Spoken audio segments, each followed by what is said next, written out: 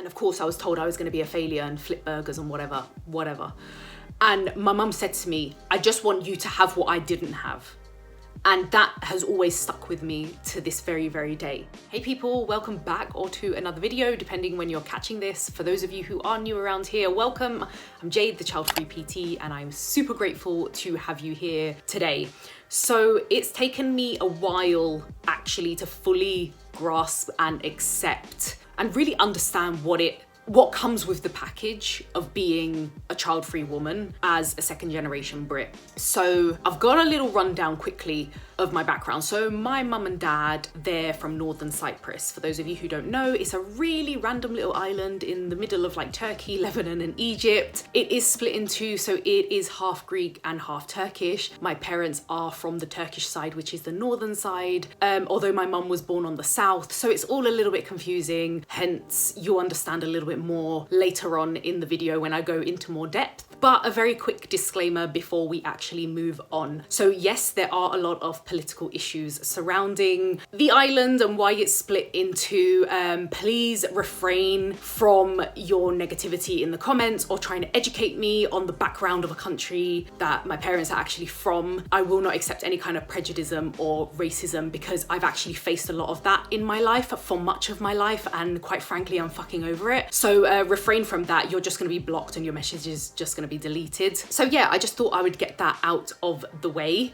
One last thing as well, I do not identify with any god or any religion. So again, refrain from going into the religious aspect of the split of the island, because again, I'm not fucking here for it. I do not have any religion, do not follow any kind of god or anything of those sorts. So if that offends you, please click off now because I just don't have fucking time for it. Also, if you're second generation American, Australian, Canadian, you probably understand where I'm coming from, and I would love to hear from you. So share your experiences and your stories down below of, you know, when you kind of came out as child-free and any other adversities you may have faced growing up and pressures, etc. So I believe this is probably the case with a lot of other second generation or third generation British, Americans, Canadians, etc., where you grow up with such immense pressure from your parents because they want you to do so well in school. They want you to like do your best. They want you to have the best job. They just don't want you to suffer like they did. So because they don't want you to suffer like they did, everything is quite fear-based. So all their actions are quite fear-based and the way they raise you is quite fear-based. And while I respect my parents deeply and I love them deeply, I do believe that a lot of this was brought onto me as a child because it was this immense pressure to just be this perfect person. And you can't be a perfect person because that doesn't fucking exist. Like, it's just not real. So going to school was a big deal for me and I fucking hated every moment of it because I'm not naturally academic. And the first pressure that you come across as a second generation, third generation of immigrant parents is the school. You have to do the best. You have to get the best grades. Otherwise, like, what is the point? You know, you have to be the best out of the best out. You have to be the creme de la the creme de la the creme. Otherwise, you're just not good enough. Like, how dare you? Like, we sacrificed coming here to give you a better life. And going back onto that swiftly, I do get it, right? My parents did grow up and were born into what was actually at the time a war zone. Like, I get it. Like, they had a lot of fear. They had to flee their countries literally to come and live a better life. And I totally get that. And that kind of upbringing made me think, like, if I had a child, I'd probably subconsciously do the same. I don't know. You don't know. And I don't even want to risk it, quite frankly, because it's easy to sit here and be like, oh, I wouldn't raise my kids like that. But the truth is, we don't really know how we're going to do. We don't know. And I always had this fear that what if I treat my kids the same? Like, what if I put this pressure on them to like perform the best and get the best job and get the best grades and have the best house and have the best family? Like, I don't want to put that kind of pressure on someone else. Like, that's just not fucking fair. And while I understand and respect my parents didn't do it from a place of hatred or bullying or anything like that, it did have an adverse effect on me growing up and feeling a lot of my life like a fucking failure, basically. Because you feel like you can never please them enough. Like, you can never make them happy enough because whatever result you get in school or whatever job you get get. It's almost like, well, you could have done a bit better. You could have done this, you could have done that. And it was always this push, push, push. And I remember once when I was having this argument with my mum, because I never went to university because I hate academia. I hate the British education system. It's fucked up. I refused to pay into it, and I point blank refused to go to university. And of course I was told I was going to be a failure and flip burgers and whatever. And my mum said to me, I just want you to have what I didn't have.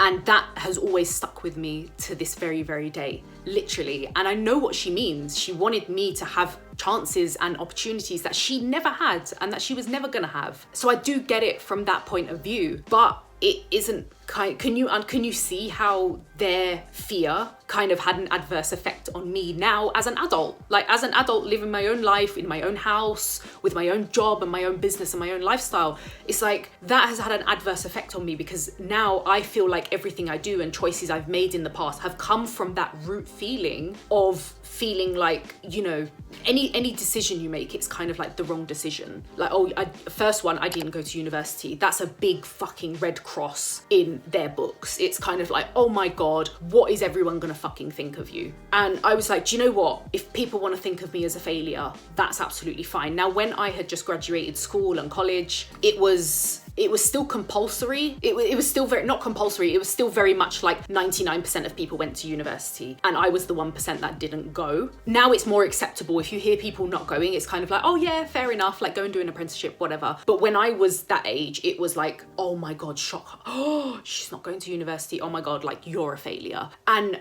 that was the first time I felt like I really disappointed my parents, and I felt like a failure in that moment. Even though I knew in my bones, I was like, I point blank refuse to buy into this whole, you're never going to find a job, you're going to be a failure, you're never going to earn money, all of this fucking shit, all of this fear mongering. I just can't stand it. It's everywhere these days. And I feel it even more so when you have immigrant parents, because they're already scared of like you not having the best of everything, because they've come here scared. Do you know what I'm saying? And I feel so sorry for them in that sense, that they had to live like that. And I try and put myself in their shoes, like, how would you feel?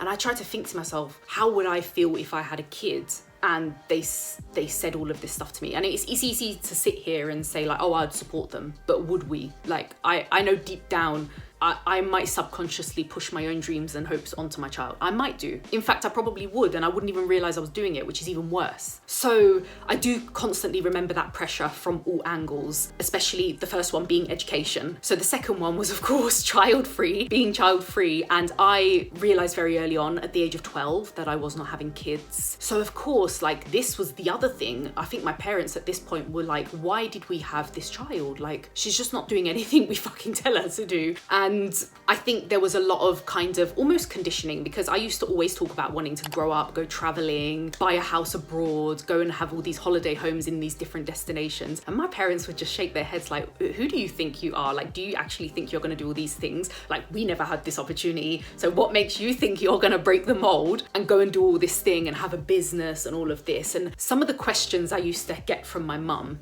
would be like, but what about if you meet someone and have kids? Or what about if your husband doesn't like it? Or what about this? And you can't do that when you've got kids. Or that's really hard to do when you've got kids. And it was constantly when you've got kids, when you've got kids, when you've got kids. And I was kind of like, what if I don't have any? And it was then where they were like, why are you even thinking about like that? This is what you do. Like, a Turkish woman just like, you know, learns to cook bread and for her husband and have kids and clean the fucking house. And I know that's obviously a stereotype, but it's a stereotype because it was fucking true. That is what was actually expected of me. But then the British side of me came in, was like, hang on a minute, but you raised me here, so I've got like more opportunities, and you know, that's the whole reason you brought me here. And well, not me here, but that's the whole reason you came here and then had me. So it was just constant, like the pull from both sides of kind of like, I don't want to disappoint my parents anymore, but also I'm living in this country with all these opportunities, and especially as a female, like especially in the work industry, and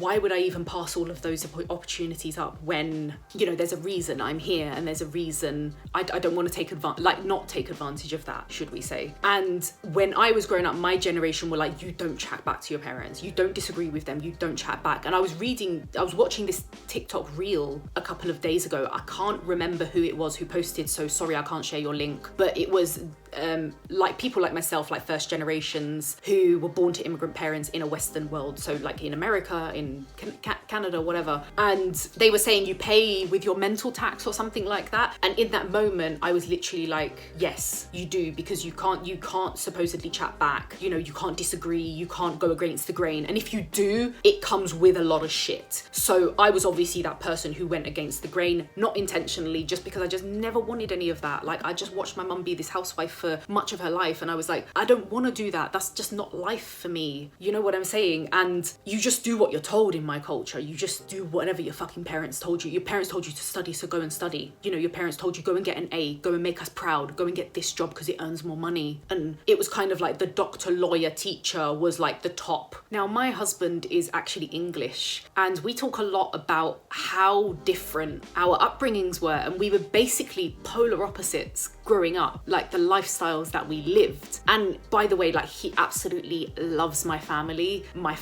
love him, and he loves like how much we love each other, but we're almost like in each other's pockets. So our cultures and our upbringings were very, very different. As I said, his parents pretty much gave him full reign to like do what he wanted. He was allowed to go out, he was allowed to study what he wanted. His parents didn't influence any of his subjects or what he studied or where he went to university or stuff like this. And when we were dating and he would tell me about like stuff he got up to as a kid, I'd be like, fucking hell, if I did that, I'd actually just be killed, literally. But one of the things he loves about my family is actually how much we love each other. And not saying his family didn't love him, but it just wasn't as smothering, shall we say, because I definitely had helicopter parents, just in case you haven't figured that one out. And his parents were the complete opposite. Like, they were just like, do what you want, literally. So it's actually so nice that I found my husband and we meet in the middle there, because our cultures, despite them being so different, we actually balance. I think we both find a happy balance with each other. And I think that's literally why we get on like a house on fire, because we're basically best friends. And I think it was not until I met my husband where I actually felt I still was hiding a lot of my culture. In fact, when I dated him, I refused to say what my background was. I just was like, until he asks me, I'm not saying anything, because we were doing so well. I was like, I'm not going to ruin it by telling him I'm Turkish Cypriot because I felt like it would be a deal breaker. And he didn't actually ask the question. He didn't care, because he liked me for who I was, and that was kind of like the deal maker, really. And then when he finally found out, you know, I went a bit deeper into kind of my identity crisis and how I felt I had to cover a lot of where I was from and my parents' culture, and, you know, just how we do things a little bit differently despite being born and raised in the UK. And yeah, it's just a nice balance. It's nice to know that there are people out there who will just see you for who you are, and they don't give a shit where your parents are from. They don't give a shit what language you speak or other languages you speak. And I felt for so many years I had to hide this part of me, because I don't know, I just felt the confusion, I felt embarrassment, I just felt like, you know, if I was entertaining one side, I was letting the other side down. And for that reason, I'm just so grateful for, well, not just my family for, you know, accepting me for who I am, but also for dealing with me, but also my husband for dealing with me. But saying that, I would say the very, very, very last time my father said anything about being child-free was in October 2021. My nephew had just been born and I went down to London to visit so I could meet my new nephew. And when I was holding him, my dad was like, oh my God, you've got to be next. Like, this suits you so much. Come on, when are you going to have one? Like, come on. You're next. But that was the last I heard of it. I think that was the kind of line drawn in the sand. I had a word with my parents. I was like, look, I absolutely love my niece and nephew, but you're not getting any grandkids off me. Like, you've got 2 grandkids now, like, hush your beaks, right? And they're the cutest kids ever, but you're not going to get any from me. So we've got an adopted cat called Oz, and they came up to Liverpool to visit me a couple of months ago, and they literally treated my cat like their grandchild. And that was when I finally hit the moment of like, my parents get it. I'm not having kids. And this grandkid of theirs, this grand cat, is theirs, and their fur baby, their fur child, grandchild, whatever you want to call it. And they came up and they bought him sweets. Well, not sweets, obviously cat treats. They bought him cat treats and they bought him cat toys. And that In that moment, I was like, they've got it, they've finally got it, right? They're not gonna pester me anymore. And I tell you what, they haven't pestered me since, but I do not want to speak too soon, of course. But I can't thank you guys enough for your patience, for understanding, and for watching this video today. I'm really grateful you joined me. If you've loved it, make sure you give it a massive thumbs up, hit that subscribe button, and I'm gonna catch you guys in the next video. Peace out.